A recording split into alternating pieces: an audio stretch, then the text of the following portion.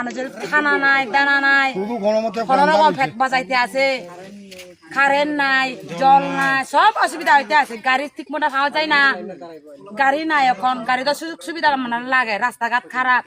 যে জায়গা মনে হয় আমরা 200 টাকা গাড়ি ভাড়া লাগে, সে জায়গা 400 টাকা লাগে। রুগী নিতে নিতে মনে হয় একবারে অজ্ঞান হয়ে যায় রুগীটা। যে সময় যদি বাড়া উড়ি না সেই রুগী অসুবিধা হয়, একবার মরণের তোমাদের ফাঁস বুঝলে মরণের অবস্থা হয়। আমার রাস্তার দরকার, জলের দরকার, কারেন্ট দরকার, সব কিছুর দরকার। আমরা পাড়ার নাম হয়েছে নিরুৎপাড়া, উত্তর সেলাং নিরুৎপাড়া। কোন ব্লকের আন্ডারে? অমরপুর ব্লকের আন্ডারে। সুবিধা কিছু পাইতেছে না, আমরা শুধু সুবিধা পাইতেছে না, কেউ করে না, আমরা কেউ দেখে না।